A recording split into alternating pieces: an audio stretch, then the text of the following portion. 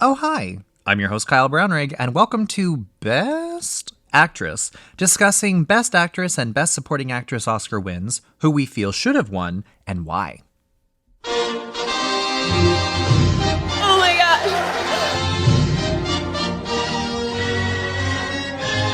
Thank you so much. The nominations for the Best Actress are Miss Anne Baxter in All About Eve, 20th Century Fox. Miss Bette Davis, All About Eve, 20th Century Fox. Miss Judy Holliday in Born Yesterday, Columbia. Eleanor Parker in Caged, Warner Brothers. And Miss Gloria Swanson in Sunset Boulevard, Paramount. The winner is Judy Holliday.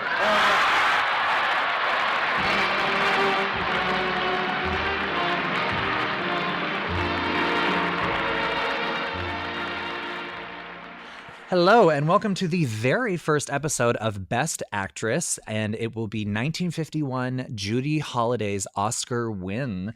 And I am so excited to have my co-host, the one and only Bil Antoniou. Hello. Did I say that right? Yes, you did. Okay, so Bill is a co-host of the podcast Bad Gay Movie / Bitchy Gay Men, and he is the person in my life that I know just knows everything about movies. So there is no better person that I could have for the inaugural episode. So Bill, thank you so much for being part of this. It's absolutely my pleasure, and I'm thrilled to be on the inaugural episode. Well, of course. It's an honor. It's a great honor. Oh, well, thank you. So obviously, you know why I had to select you for this year, and you obviously know why I wanted to talk about it because well, I don't want to give away any spoilers, but this year meant a lot to me. And for those of you that are listening to this for the very first time, the purpose of this show is not to critically analyze something from an academic perspective of how something and it's just, I'm a comedian and we're just going to talk about movie. I like to watch these movies. I'm not an academic. I don't have like a degree in like film history. I just like to watch movies and to talk about things and to be a bitch. Like that's just that's what I get paid. We are going to like shit on dead people. That's what we're going to do. That's great. And if you don't, then what are you doing with your life? Absolutely. So if you are looking for something that's extremely academic and you want like all the facts and stuff like that, you'll get a little bit of that. But to be honest with you, this is mostly just going to be the opinion of a very bitchy gay man. Yeah. If you think that this is going to stave off you getting any angry emails, you're going to get them anyway. So I know. Don't worry about that. This is very true. I shouldn't even preface the first episode with this. You're going to have the actually guys writing to you no matter what. I know. I've had 7 years of it. I know. Oh, I can't wait. Although I already do get that with my stand-up comedy, and so I wouldn't have it any other way. Yeah. Let's just jump right into it. So, First of all, the 1951 Oscars, Best Picture that year was All About Eve. That's right. Winner. And the lead actress category was probably one of the most competitive categories ever in Oscar history. And was the most talked about leading up to the Oscars as well, because you had these two comeback queens going head to head. And everyone was wondering, who's going to win, because Bette Davis had a major comeback with All About Eve. Even though she hadn't stopped working, she had been in Beyond the Forest the year before. But she hadn't had a hit in a long time. She'd been considered what they called box office poison for a long time. And Gloria Swanson, on the other hand, in Sunset Boulevard, hadn't made a movie basically since the silent era, more or less. So hers was a considerable comeback, given that Sunset Boulevard was a huge critical and commercial hit, and her performance in it was so lauded. And both of them were talked about for Oscars. Bette Davis actually won Best Actress at the Cannes Film Festival. And I think the New York Film Critics Society made after because of the loss. Well, anyway, this is why you're here. Everyone was like, it was one of the most anticipated, or probably the most anticipated category of the evening, because people thought they both had the strongest chance and they just didn't know who would win. Well, okay, first of all, I love nothing more than an Oscar upset, just because as Sure. far as I'm concerned, I love the Oscars. I love talking about them. I love having a little party and like putting in like bets of who we think is going to win. But at the Mhm. end of the day, it's just a bowling trophy. It doesn't mean anything. It's literally like prestige in some capacity. Sure. But just because you have an Oscar, it doesn't make you like a superior thespian Well, actor. listen, I would love to win one. I'm not gonna lie. If I Of did, I course. would enjoy it. But in terms of myself as a movie watcher, like if there's a performance that stands out to me, it's gonna keep standing out to me. I don't take if it's not the one that wins that night. I don't take it to mean that I'm wrong or that now I have to watch that movie instead. It's just a matter of my one opinion versus thousands of voters. And I love an upset too. I mean, like it happens so often, especially now because there's a million awards leading up to the Oscars. There only used to be like one, and now there's 1,000. And so by the time you get to Oscar night, you're pretty sure who it is that's going to win because they've won everything already. And Yeah, it even takes when the fun out of it. kind of, and so like even this year, like I did want Brad Pitt to win, but given that he'd won everything, it's like, oh my god, could someone else just win just so that I have some reason to stay awake?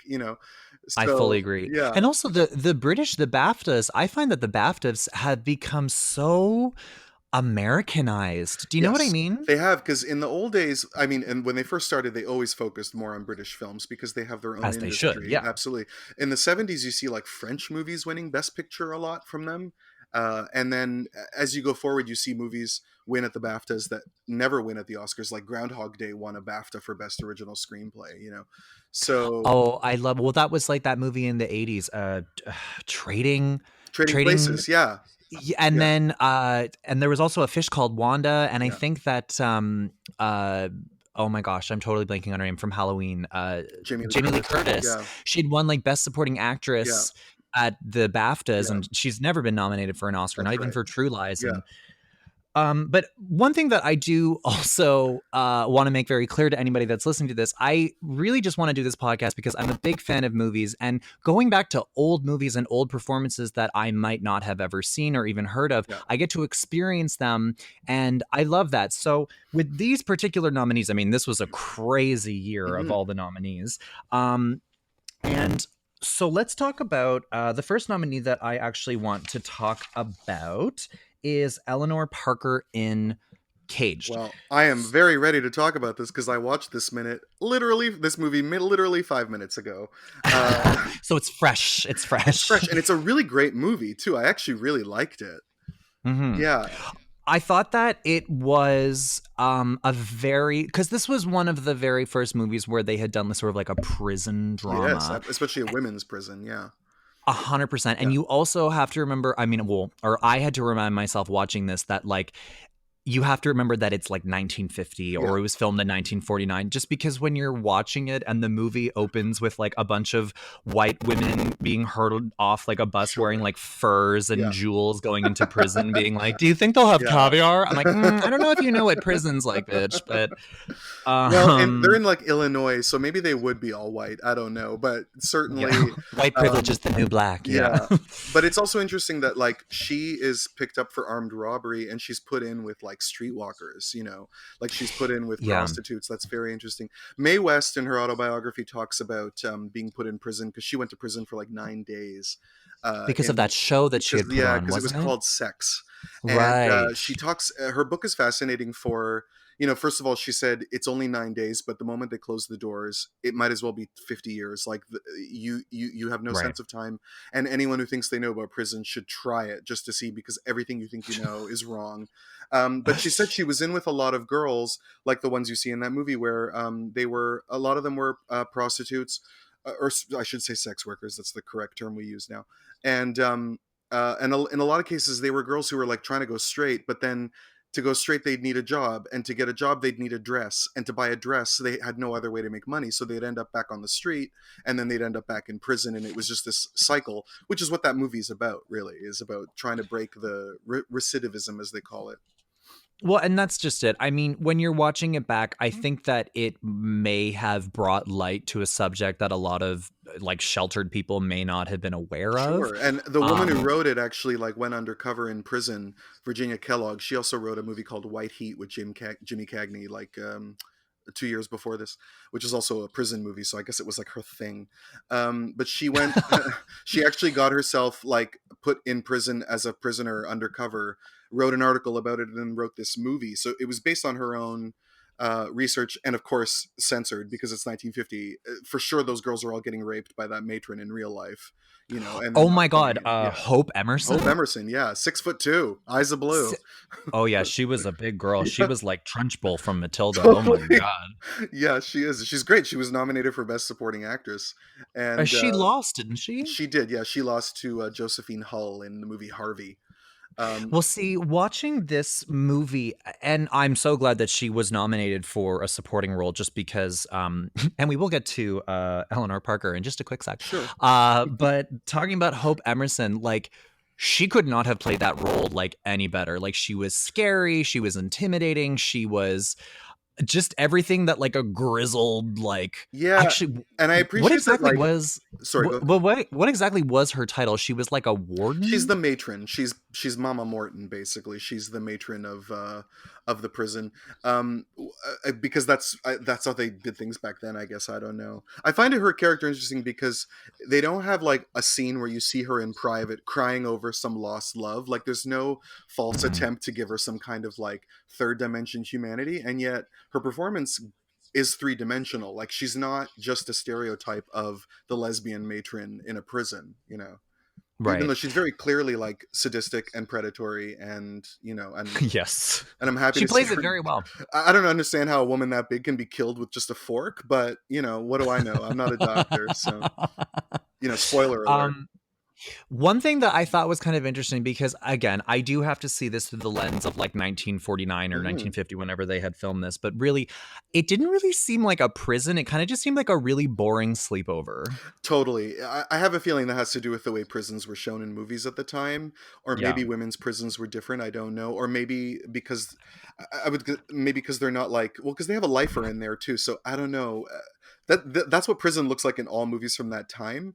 So I don't Right. know if it is just a matter of how movies show them. What's interesting about this movie to me is that it's made by a major studio. It's Warner Brothers making a movie that usually you would see being made by one of the what they called the Poverty Row studios, like the B studios, which often RKO. made yeah, I guess RKO was, but there were even what was that there were even lower studios than that just put out like cheap movies that you'd go see on like a triple feature, and that were usually, and this happened a lot more in the 50s, they usually had what they called like exploitative subject matter, so like women in prison or uh Right. stuff like that anyway, and usually had to do with like the underbelly of society, which is why they were exploitative, but they were usually cheaply made by cheap studios. So it's interesting that this movie is made by a major studio, and Eleanor Parker is the darkest horse in this category. I mean, she's 100%. up against people who are in major prestige projects from major studios, and she's in this like grimy crime film, which I Right. think she's excellent in. She's only in like the 8th year of her career at this point, and she carries that film very, very easily.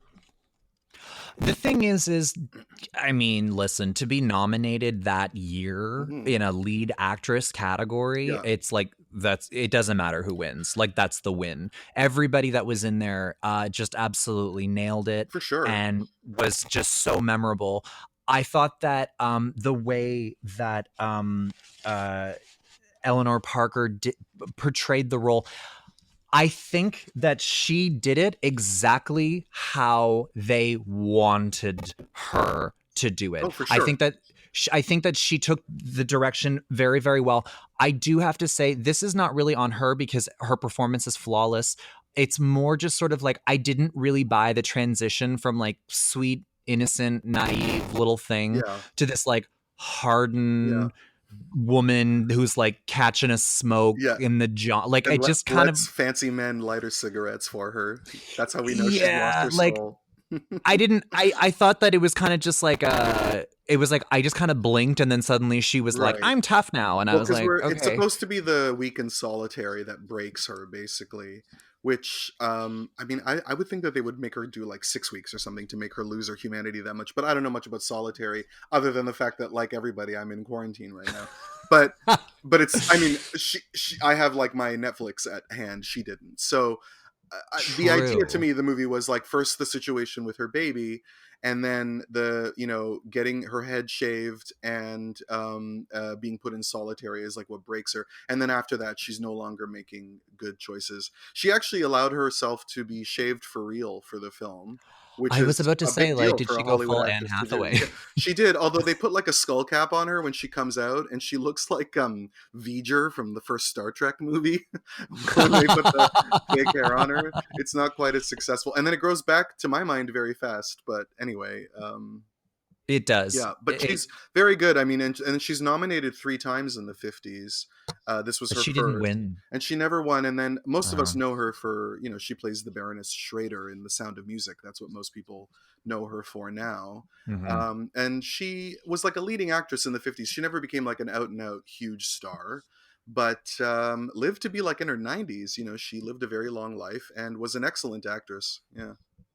Yeah, the only thing that I would say watching this movie that I thought was really interesting was that her sentence was not, I think it was over a year, and she seemed to care more about being in prison for a year than her husband being dead forever. Yeah. Well, if you've ever had a husband, they're easier to let go of. I was kind of a bit like, okay. Well, Eleanor Parker, congratulations on your nomination. Yeah. You should be very proud to be in this category, and I loved watching your performance. Mhm. So, if you have anything else, unless you have anything else that you would like to add about Eleanor, I think that we can move on to our Yeah, no, next just to nominee. recommend that people watch her in Interrupted Melody, which was her third nomination, where she plays an opera singer who has some kind of accident happen to her. I can't remember. And watch her also in The Man with the Golden Arm with Frank Sinatra. She's too pretty for the role, but she's excellent in that movie. Okay, Yeah. great. Well, with that, let's move on to our next nominee. Let's just jump right into Anne Baxter. Let's get knee deep in some Baxter. Well, this is a year of like amazing records because All About Eve shatters all previous records and has not been broken yet. It got 14 nominations, and no film Mhm. has gotten more. The only 2 films that have tied with it are Titanic and La La La Land. La Land. Yes. And this is also the first time that 2 women are nominated in the same film in the Best Actress category, which has only happened like 5 times. See, one of my favorite lines ever from the TV show Feud is Mhm. when Joan and Betty are fighting, and she talks about this year specifically about how she's like, well, everyone knows that I should have won in 1950 for All About Eve. And then she was like, well, that's certainly ingracious to Judy Holliday's winsome performance. And she's like, she won by default. That bitch Ann Baxter wormed her way into my category and we split the vote. That's why she won. And I don't know why I think about that all the time. And that's kind of why I wanted to do this episode, because arguably Anne Baxter was a supporting role. She was not a lead. And there are so many people that debate whether or not she was a lead or whether or not she was a supporting character. Yeah, But it's in 1947, she had won the Best Supporting Actress for The Razor's Edge. Yeah. Edge. Mhm. And I feel like maybe her representation was like, let's bring her to the forefront. Let's bring her to a lead category because personally, I thought it was a supporting role. Not, I understand the movie You're called All About probably Eve. right. I think what happened, but back in those days, the studio actually had to furnish the Academy with lists, and they would list all the movies that they'd put out and in which category they wanted each actor to be considered in. That doesn't happen anymore now. Now that's why everyone takes out variety ads, because that's how they promote the categories they want to campaign in. Mm. And what probably happened is that the studio felt that they wanted to get the other women in for Best Supporting Actress, and they probably thought that this was just the best way to sort of spread it out. That or Anne Baxter really did put pressure on them. She might have even had it in her contract. I don't know. But the funny thing is about that is that I actually think Betty, I don't know if she really said that in real life, but I think Betty was incorrect in that regard, because while that can happen, in pretty much every case that 2 women have been up for Best Actress in the same film, um, Thelma and Louise and that movie The Turning Point are the only times when I can Hmm. consider that maybe the actresses actually canceled each other out. I don't think anyone was going to vote for Anne Baxter in place of Bette Davis. I don't think anyone even thought that one would compare with the other. And I don't think that in like terms of endearment, I don't think that anyone was going to vote for Deborah Mhm. Winger instead of Shirley MacLaine either. So Yeah. um, That's a very good example, actually. yeah, Well, just specifically talking about, Ann Baxter, whether she was lead or whether she was supporting, and going back to that line about like they split the vote.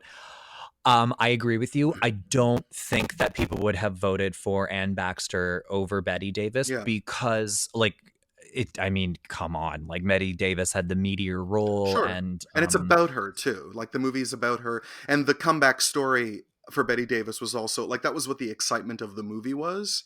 yes, Um However, to give Anne Baxter her due, I mean, it depends also what you mean by best actress or best supporting actress, because she does have a lot of screen time in the film, hmm if that's to go by anything. But of course, if you look at performances that have won in supporting categories, some of them are like the biggest roles in the movie, like Fences, for instance. Viola Davis in Fences is in the movie more than Denzel Washington is. Well, I Um, feel like this is going to upset a lot of gays, but like I well, almost your whole kind of show is feel going to upset a lot of gays, Kyle. That's well, what that's we're what here I for. do.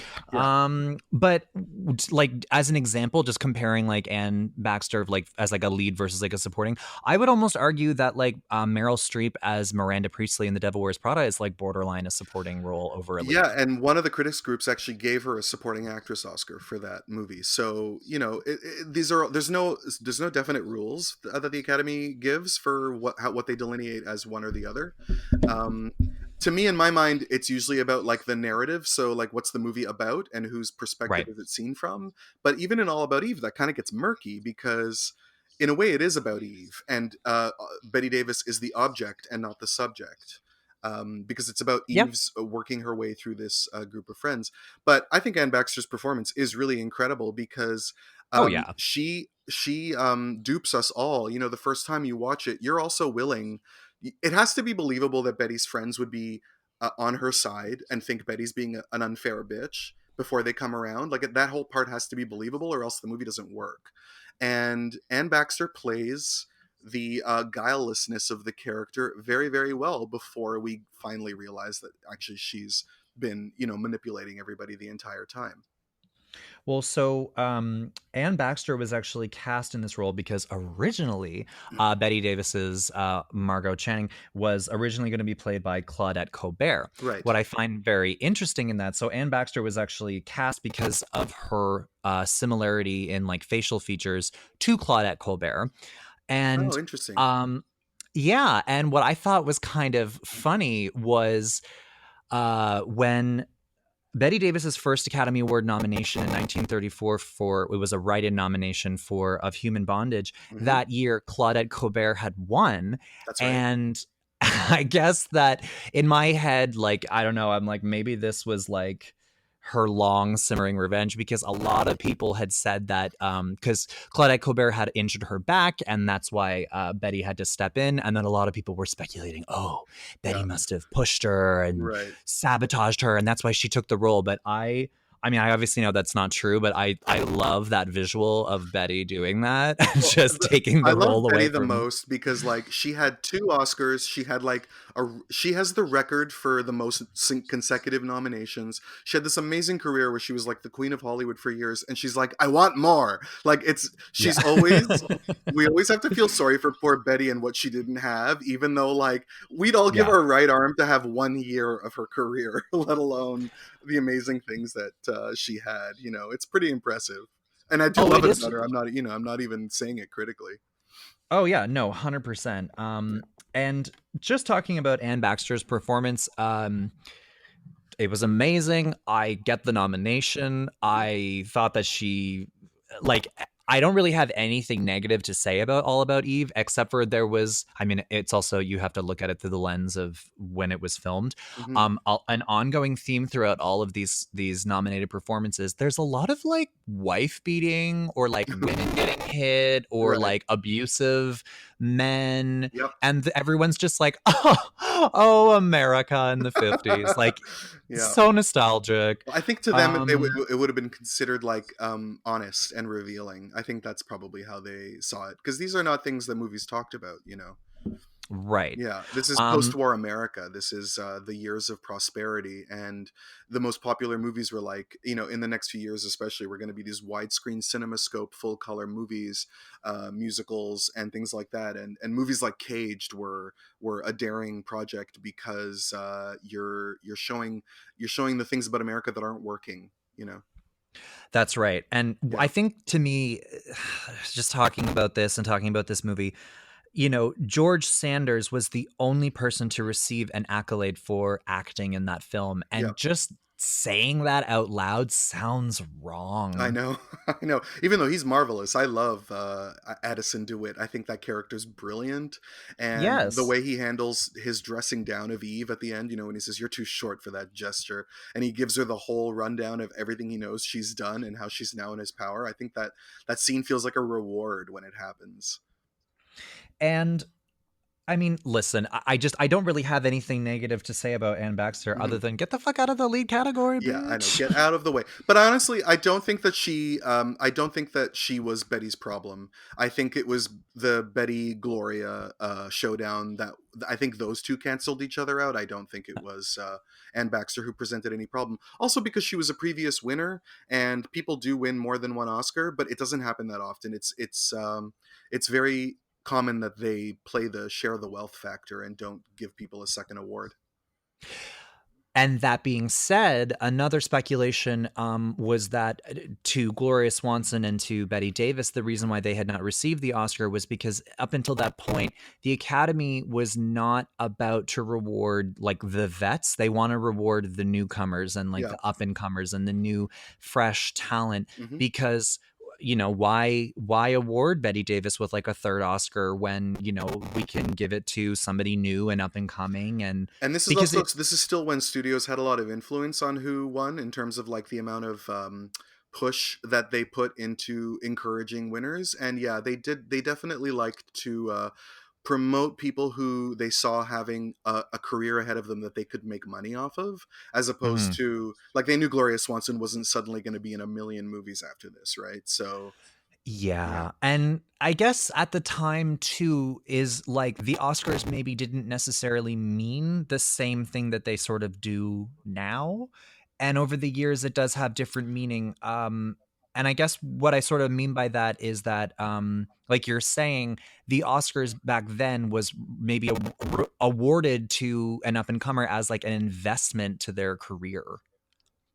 Yes, although I would say that they by the 50s they did mean quite a lot because I mean it was a prestigious award. Also, the studios put a lot into making them prestigious because, of course, they were invented as a way to sell movies. So they had to be important in order to sell your film based on the fact that it won an Oscar. It's just it wasn't as a huge a deal as it is now because now there's so much money spent on like campaigns and then the actual show and who wears what and pre-shows Mhm. and all that. Like it just wasn't as noisy as it is now. But by this time it was pretty it was a pretty, I mean, listen, Betty showed up to every single one of those nominations ready to win, so it was obviously Yeah. important enough that she was all about it. And incidentally, I also forgot to mention she was offered Caged. They wanted her to do that movie as maybe kind of a I comeback didn't movie. know that. Yeah, and she said, Oh. "I don't want to do a dyke movie." That's what I'm putting her old lady voice on, but I could just see her with the cigarette in her finger. I'm not gonna do a dyke movie. So yeah, I have, and listen, I think that this just really speaks volumes. It's like we're trying to talk about Anne Baxter and her amazing performance, and yet all we can do is and we're just not talk talking about about her. I know, Betty Davis. I know, So it's true. Yeah, let's just love you, Anne Baxter, but like to you. I want to yeah, get into Betty. Let's just go into Betty Davis and All About Eve. So okay, um first of all, like I was saying before, she originally wasn't cast. It was Claudette yeah, Colbert, yeah, and uh, this is one of the most competitive years, and this is one of the most iconic roles. And hmm, I mean, so many critics, so many film historians, all that, they all say that this was one of the best acted roles in a movie ever. Um, and I I would could not have agree to more. I agree. could not agree more. I have seen this movie 100 million times. I never get sick of it, and like you said, a lot of it is dated, but a lot of it is still fresh. Like my sister had never seen it before, despite living with me for so many years, and I showed it to her, and and halfway through it, she was like, "Oh my god, this movie is so good!" I And a know. lot of it is because the characters are so beautifully written, they're so full-bodied, and you have someone like Bette Davis, who at this point is a master at appearing in front of a camera. She knows exactly how to act on film, and she explores every possibility that the script gives her. And she is um she's tough and she's mean sometimes. She's selfish and she's petty because she's a great Broadway actress, and is very convincing as a theater actress, even though she was never really a theater actress. And but she's also vulnerable, and she loves her husband, and she has that great speech about the things you give up as a woman in order to get ahead in your career. Hmm. And then one writer was also saying that she's also a master of a lot of like very small neutral moments in that movie. Like, even though it has all this great dialogue, all these great quotable quotes that we love to say, "Fasten your seatbelts, it's going to be a bumpy night," and all that stuff. Hmm. But there's Hmm. that moment where this one writer was pointing out how there's that moment where someone says something about not having a heart, and she goes, "Everybody has a heart except some people." And it's one of the first times in the movies that someone just says something.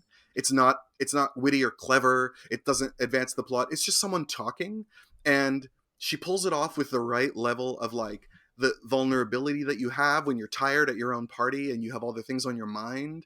And it's just Hmm. a genius little a small moment that to me represents so much of what's great about her performance in this movie. I think also too, obviously with the delivery and the dialogue and how she acted it, but just the way she physically carries herself, the way that she carries a mink, the way that Yeah. she has like, I think Pockets it in her was dresses, just pockets in those dresses. Yeah. well, Betty refused to wear a bra, and she was wearing Of that course she big did. dress whenever she was having that house party, Yeah. and she wore it over the shoulders because it didn't fit properly, and she had to pull it down over her shoulders to make it fit, and it was actually a costume Oh mistake, but gosh. now it's like one of the most iconic looks. And even just whenever, I think it's at the opening scene whenever Eve is receiving that award, and just the look Hmm. on her face, Yep. like on Betty Davis's face, it's like it's so communicative of how she is feeling Yeah. and also who her character is, and she just has that look on her face like, I fucking hate you, but also like, don't talk to me, I'm also the coolest person in the room. Like, she just, the She way hates it, she but she's also physically, over it. Like, I find that I love that part, and then it's the yeah, framing of the movie. Obviously, you see it at the beginning, you see it at the end, where it's like she knows everything she needs to know about Eve, and she's like, you know what? If y'all are gonna fall for her bullshit, fall for it. My life is fine. And she just lights that cigarette, and that's why I love her delivery when she says, "You can put that award right where your heart ought to be," because she doesn't say it like yes, she's gearing up for the big moment. She just says it because she's like, I don't fucking care. Like, you're a loser, and you Eve basically makes her see everything else as so much smaller than she originally thought it was, so that by the time Eve gets everything no longer means that much to Betty Davis, because she's like, my life yes. is good. And I love that. I think that's so perceptive. And what I love about Betty Davis is when she talks about this role in this movie and how this role, like, resurrected her career. She literally was like, the writing in this screenplay Hmm. was so good Yeah. that really all we had to do was just do the work, and as long as we did the lines, and we could just, she had said that she had never read anything that good. And honestly, like, watching it, I mean, listen, most old movies, and especially to today's kind of generation, they don't have the patience to watch something like that.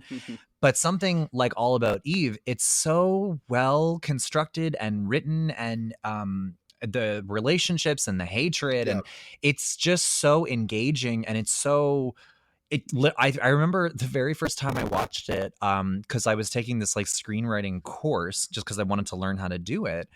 I was watching All About Eve for the first time, and I just thought, Jesus Christ, why am I even fucking trying? Like, this is like the most well-written thing I've ever. I will never be. I give up, and then I texted Yeah. my family goodbye. Well, okay. I mean, I'm sorry that it intimidated you quite that much, but it is definitely Joseph Mankiewicz at the top of his game. I mean, you look at it and you're like, how do you even know how to structure this sort of thing?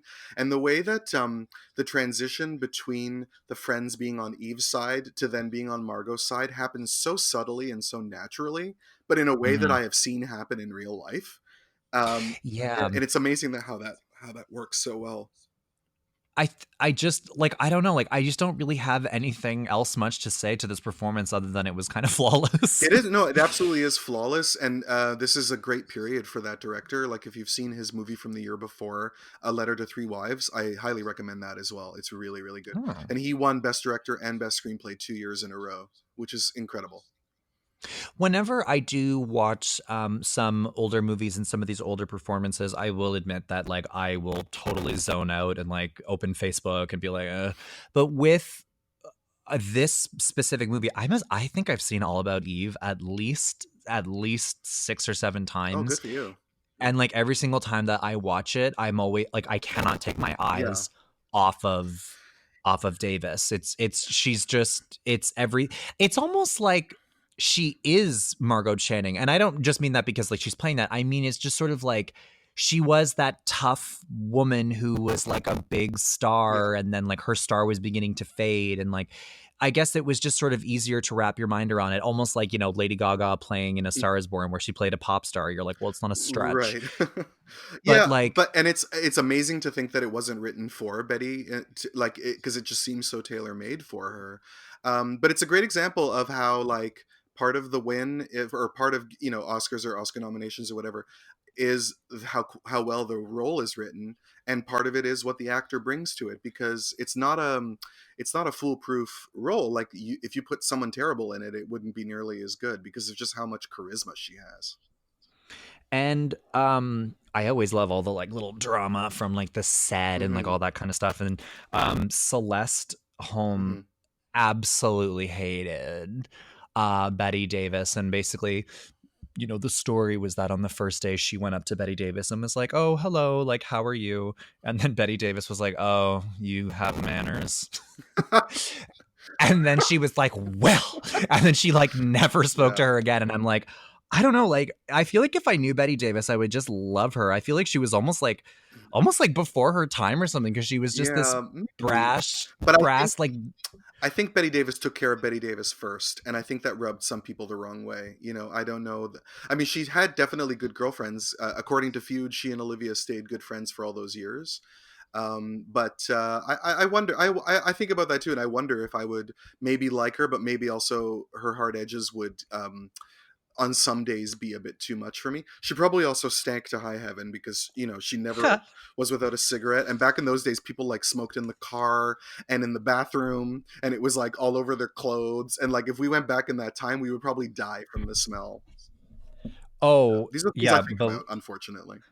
oh yeah, no, I mean like I used to have grandparents, I know. But it's amazing because Uh like her and Celeste Holm play such convincing best friends in that movie. Celeste Holm is my favorite it's performance true. in that movie other than Betty's. I think she's incredibly good, and her delivery of like Really? yeah, I think she's amazing. That her fight with her husband when she's like, Eve would ask Peter for Paul. Like though I think Right. she's so good, and I think she could have easily won Best Supporting Actress for me, even though she'd won 3 years earlier, so they were not going to give it to her again. But I think she's great. Also, someone who lived to be in her 90s. Oh wow. Yeah, We'll see. Okay, so Betty Davis had actually married her co-star Gary that's Merrill right. Yeah, after this movie, and then his career kind yeah. And so she was like, "You make me look bad. Get out of here." of The thing is though is like just talking about how these women during this time were so crude and Hmm. so like, me.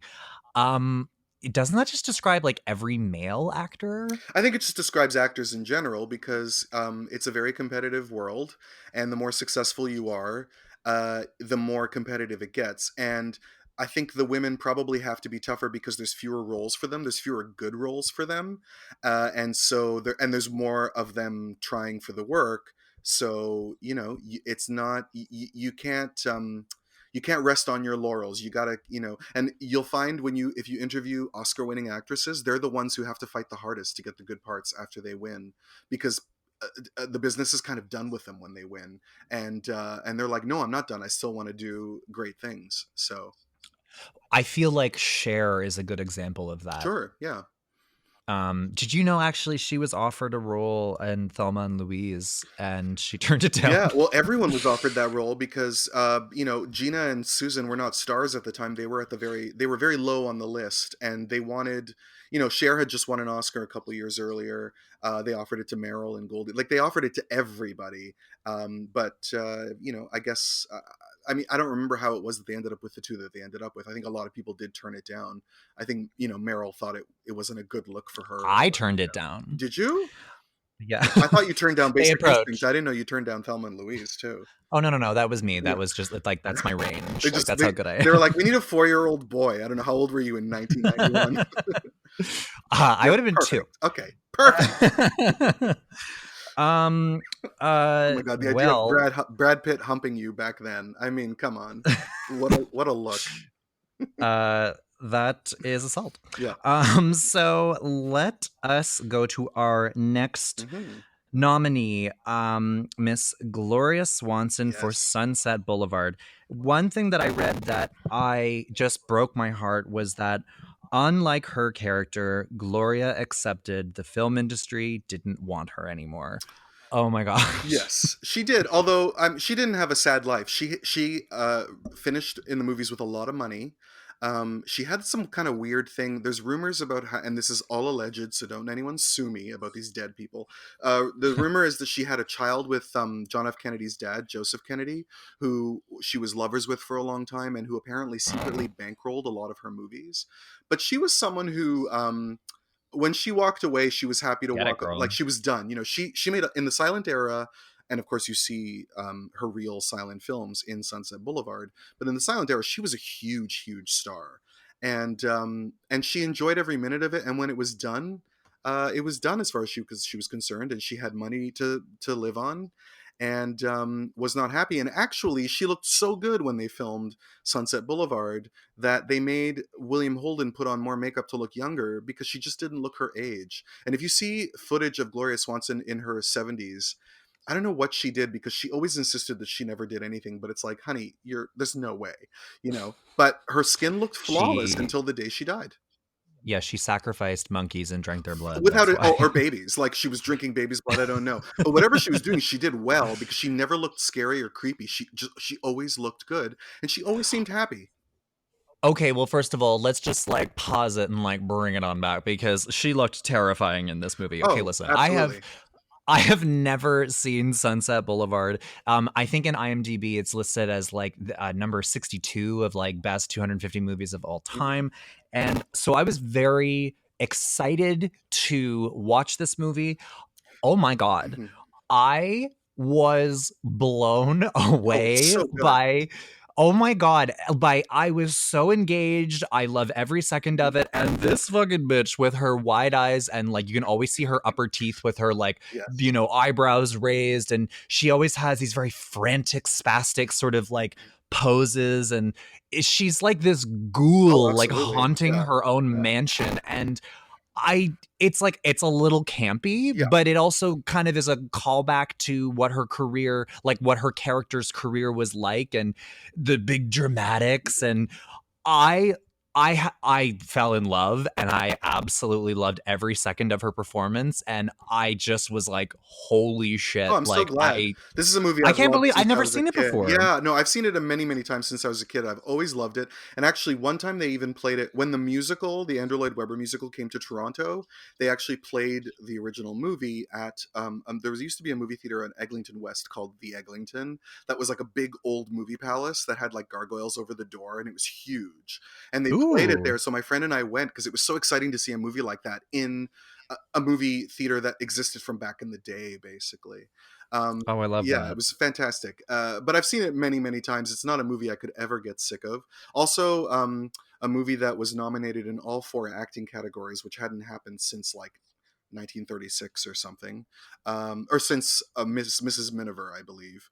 And All About Eve, I should also point out, is like the second movie to get 5 acting nominations. But Sunset Boulevard, her performance is interesting because the only thing that she and Betty have in common is the fact that they're both comeback queens. Otherwise, Mhm. you have these two performances essentially going head to head that couldn't be more opposite in style and in tone and intention, because Betty is doing a brilliant job giving a naturalism to this larger than life person, while as Gloria Swanson is in Right. this larger than life movie, and she's doing it larger than life, and she's doing it so well because she's not scared of people thinking that this is really her.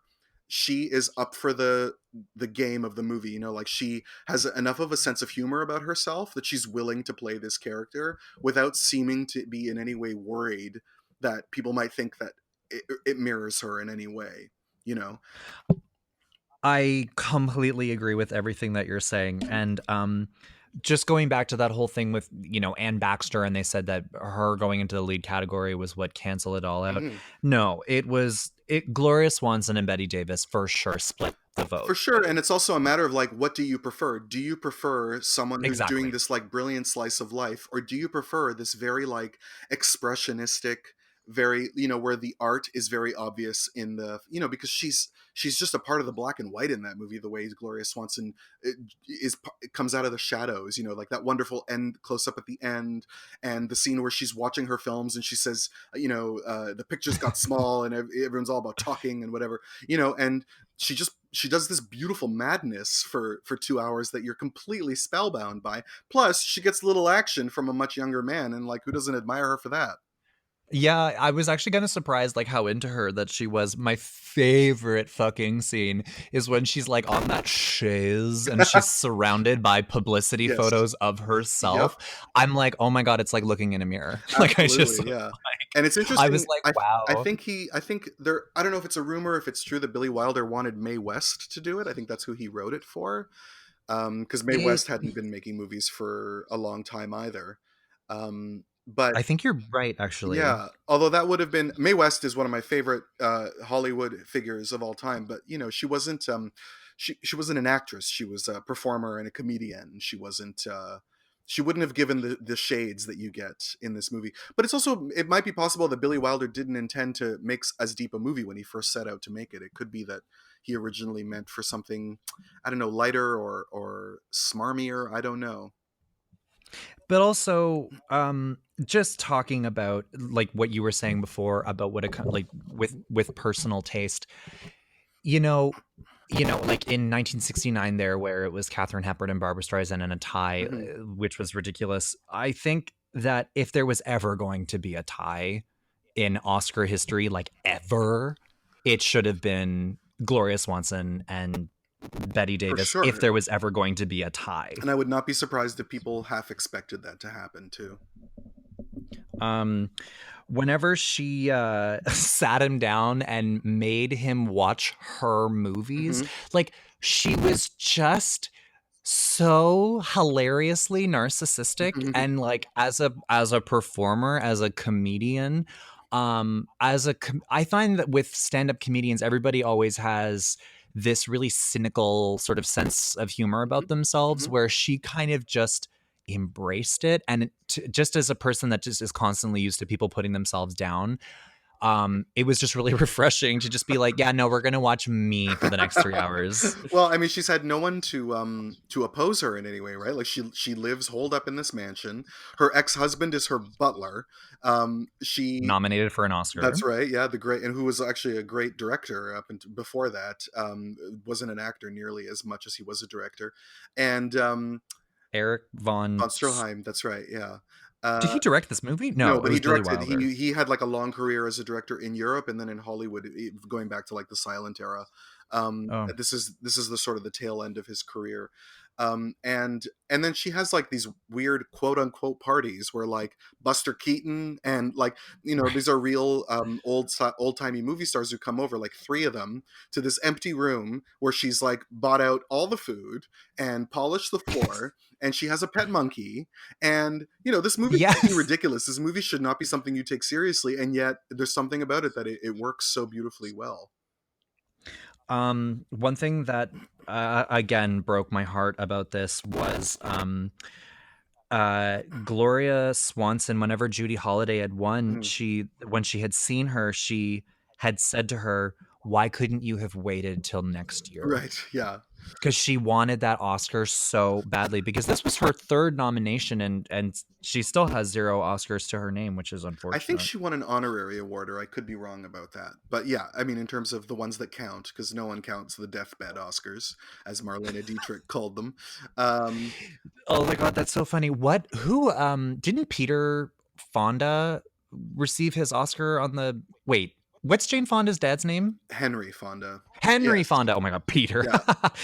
Yeah. He won for On Golden Pond. He received it on his deathbed, didn't he? Well, more or less. I mean, they didn't show him on the show. Jane accepted it for him because he was in the hospital, and then she brought it to him in the hospital. Although I don't think he died right away. I think that was the year he died, but I think he lived for a few months after. Yeah, her autobiography is well worth the read. I can tell you. Oh my god. Yeah. One time I was in LA with my boyfriend Daniel, and we were walking down we were in West Hollywood, obviously, Mhm. and we were walking down Sunset Boulevard, or not Sunset Santa Monica. Yeah. We were walking down Santa Monica. Sorry, I'm distracted. We were walking down Santa Monica, and there was this woman that was off in the distance wearing pink snow pants. It must have been like 25 degrees Hmm. outside. Hmm.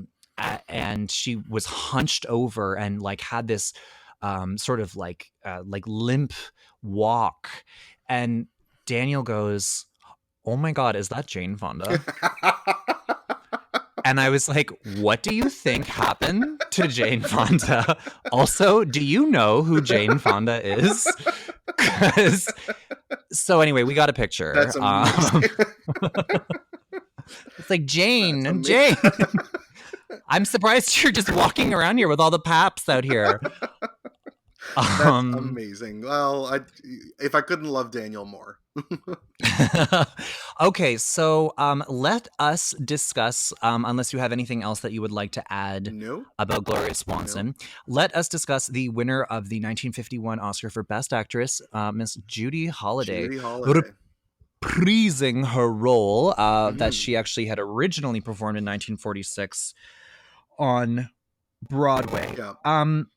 You've seen this movie before? A number of times, yeah. And I actually, I'm gonna get hatred for this, but I actually like the remake with Melanie Griffith even more. But yeah, I haven't seen it. very good. I saw, because I started watching that one, and then I was like, wait, no, this isn't color. This is wrong. First of all, I'm just going to say it. I'm sorry, Judy Holliday. Like, you gave an amazing comedic performance, and Mama, I love a good comedic performance. Don't get me wrong. But you won by default. I'm just gonna say it. Yeah, You won by I default. definitely either they just decided to, either people were afraid of the tie and just voted for her, or so many people voted either for Betty and Gloria and it sort of dragged their numbers down and it pulled Judy ahead. I mean, in a way, Judy Holliday has the sort of Oscar narrative. You know, she's in the Broadway play, she's a huge success. And then Mhm. Harry Cohn at Columbia doesn't want her to be in the movie because she's not a movie star. He wanted Rita Hayworth to play it. But Katharine Hepburn was like, no, Judy Holliday is going to play this role. So Katharine Hepburn gave Judy Holliday a role in her movie Adam's Rib and was like, see how good she is? And eventually that was part of convincing him to just let her have the part. And then he had William Holden in the male lead. So he's like, all right, so we've got a star. And so William Holden has co-starred at 2 of the nominees this year. So she does it and then and wins an Oscar. You know, like that's a narrative that's not really unfamiliar in terms of Right. and then she's a star. She's a overnight sensation basically, and you know she is marvelous in the film. Sometimes when you have the person who is in the play in the movie, they perform it like they're still on stage, and Mhm. she does modulate it quite nicely for film cameras, even though the film itself is kind of filmed like a filmed play. You know, like you can tell that it's based on a play. And she's very funny, and I think people love the character. even let's just go back. We were going back to the narrative. You were talking about Adam's rib, Katharine yeah, Hepburn. and then just Judy Holliday's performance in this movie. Like I think people definitely a lot of people's love for her in this movie has to do with the character itself, like the idea of this uneducated, tacky girl who is changed, like her life is completely changed by her not just learning things, but like learning to love learning. And I think it's such a my aunt. I remember talking to my now 90-year-old aunt in Greece about this movie, and she's like, oh, I cried for days after I saw that film because I was so moved by the story, which I thought was, I'm like, that's a interesting reaction. I but I kind of get it. But the thing that's interesting for me, I've seen a lot of Judy Holliday's movies that she made after this. She didn't make many because unfortunately she died of cancer in the mid In 60s. 1960, yeah. Yeah, she was very young, and it's super, super tragic. But if you watch her in movies like The Solid Gold Cadillac, the performance is so much better, and the role is so much better just because she's had more time to be on film. So this was sort of a welcome to the newcomer Oscar, even though I feel like she earned it even more in the subsequent movies that she made. I have so many opinions about this movie. First of all, I mean, okay, it is okay. Well, first of all, let me preface it by saying this. She won me over with her performance. Yeah. I was a bit resentful toward her performance for the first like 20 minutes because, well, first of all, the first 10 minutes is just basically a bunch of white people bragging about how much money they have. And then it goes like her only line for the first like chunk of the film is her just going like, meh, and like, meh. And I'm like, oh my God, this bitch won an Oscar over Margot Channing. Okay, cool. And then also, I thought it was, okay, first of all, like, I'm just going to say this. I understand completely that it was like the time, and you have to again look at it the lens of when this was filmed. And I understand that she was supposed to be playing a dumb blonde. This bitch had special needs. Like, I don't know if she was like on the microwave for too long or if the microwave was even invented at this point. But like, I thought that there's a difference between playing something as like a dumb blonde and then just being like, you are missing a chromosome. Like, it was. Well, she's like a Vegas showgirl, and the idea is she basically came from a shitty neighborhood in New York and like never had a proper education, probably didn't finish high school, and was making a living on her gams until then. And that's not atypical of the way that kind of type is portrayed in plays and movies at the time.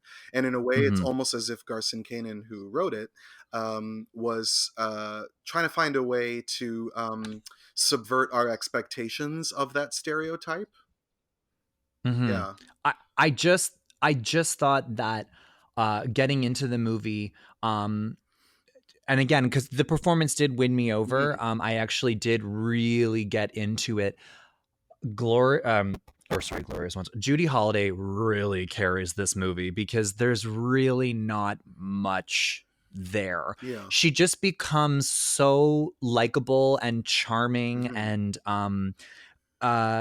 you start to like root for her, and you start to be like really happy for her.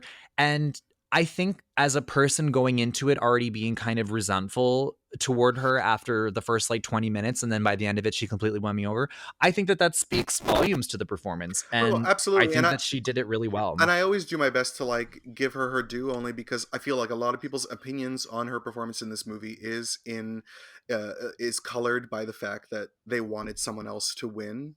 And that's and I wanted someone else to win, but I don't like to also shit on her performance. I like to basically say that she's good. She's just not necessarily what I would have picked, although I don't mean to spoil the end of your show.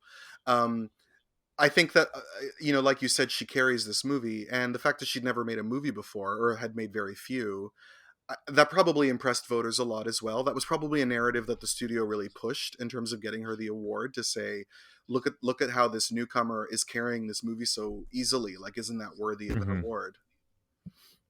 And again, that common thread that is in all of these movies is that like the boyfriend trying to be the fiance by physically threatening her. If you don't marry me, I feel like it was the fucking precursor to the honeymooners. Like, one of these days, like it just was like, is that how people, like, was that supposed to be charming back in the day? Like, You I'm gonna mean, threaten to beat the shit out of do you you mean like unless Broderick you. Crawford as Harry? You mean not William Holden?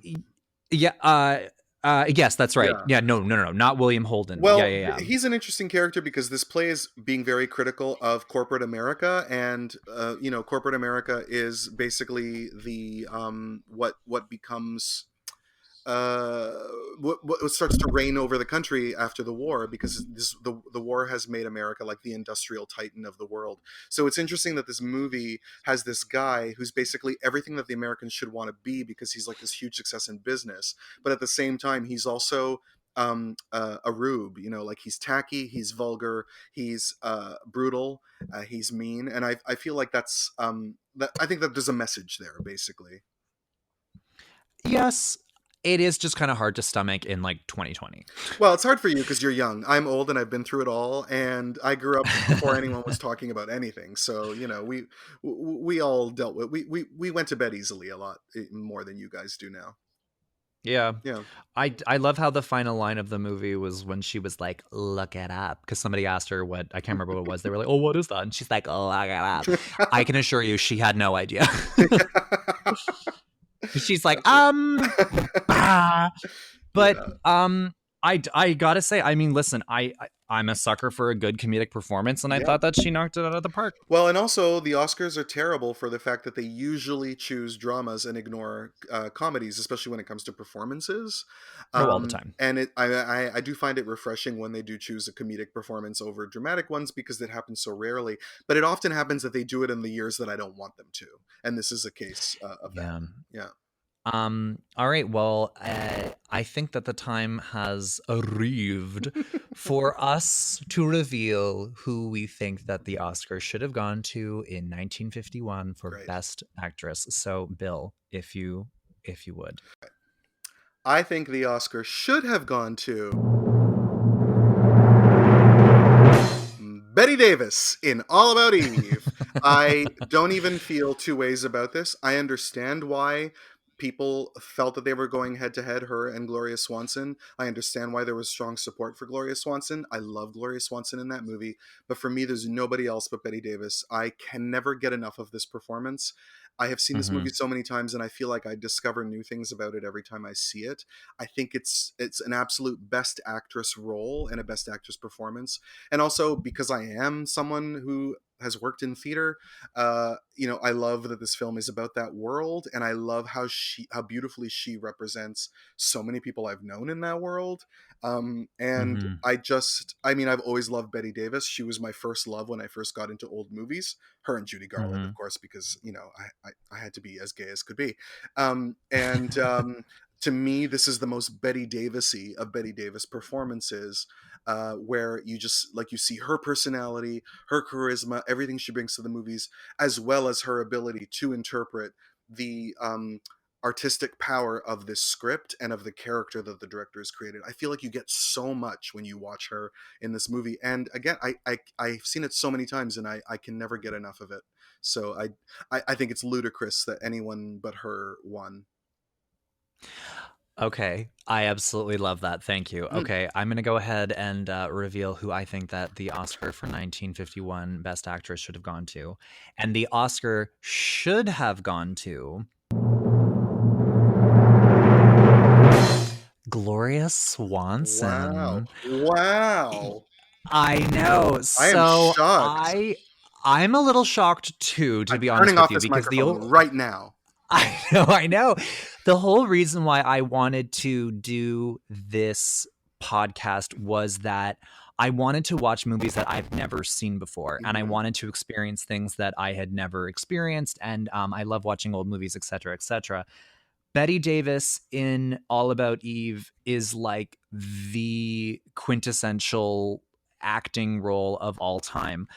Gloria Swanson, this was such a big comeback for her, and I feel like, or it was supposed to be, and I feel like it was even bigger than Bette Davis, because oh my god, Bette Davis had at that point, I think that was her 9th Academy Award nomination.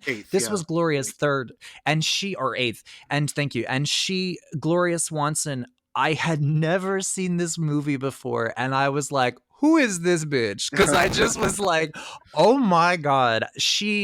I could, every scene that she had, I just had a big smile on my face. And anything that can either make me, anything that I think is funny in like some way, I just automatically love it. And so every single time that like it would just be like William Holden, I'm like, oh, okay, back to Gloria Swanson. And then when it would bring her back, she was just so flamboyant and crazy and like just everything that I like about everything that I like. And to be honest with you, I went into this being like, I just need to talk about why Bette Davis should have won the Oscar. If it were up to me, it would be 100% a tie between Gloria and Bette, but I absolutely was shocked at how much I loved Gloria in this movie. And yeah, I got to give it to Gloria Well, Swanson that's over Bette. amazing because it's been a tie between them since the beginning of time, and we have proven that it will continue to be one for all time. Like, there's no answer to this riddle. Like, it's basically something that's just going to be half on one and half on the other for all of time. Yeah. Yeah. Yeah. And I would also amazing argue that it performances. was a big comeback for her, even though she didn't win the Oscar, but like, you know, she benefited greatly from it and had a great year with it. And then the only reason she only made a couple movies after this until she died is because she didn't really want to. Yeah. So, I think yeah. it's just supposed to be one of those things where it was supposed to be their biggest comeback and then it ended up being one of their biggest letdowns. It's Yeah. just so sad how women are represented in Hollywood, especially at the time. Actually, even still kind of today. It's getting better, but it's not quite there yet. Well, it is getting better given that like Bette Davis was playing old ladies when she was 45, you know. Like, she's 42 or something when she makes All About Eve. She's not that old. No, she had just turned 40. Yeah, so that's incredible. Yeah. Like, she's 3 years younger than I am now, and I'm like, old lady movie. Yeah. Oh my gosh. Okay, Yeah. well, that is the end of the very first episode of Best Actress. Bill, thank you so much for being a part of this. I'm so happy that you were Absolutely my able to pleasure. accommodate this in this lockdown and this weird Yeah. time that we're living in. Yeah, what else have we got to do? Oh yeah, no, 100%. Is there anything that you want to plug? No, because everything's been canceled. So yeah, just I feel guess you. find my movie reviews at myoldaddiction.com and listen to Bad Gay Movies. You can listen to the episode that Kyle is on, in which he's completely hilarious, and we hope to have him on again soon. And I'd love that. that's that. Yeah, and thank you again for having me. This was so much fun to do. Oh great, yeah. Oh no, you'll be back. Don't worry. All right. Well, thank you so much, Bill, and thank you so much for anybody that is listening. And check out more episodes available once every 2 weeks. All right. Thank you so much. Bye. Bye.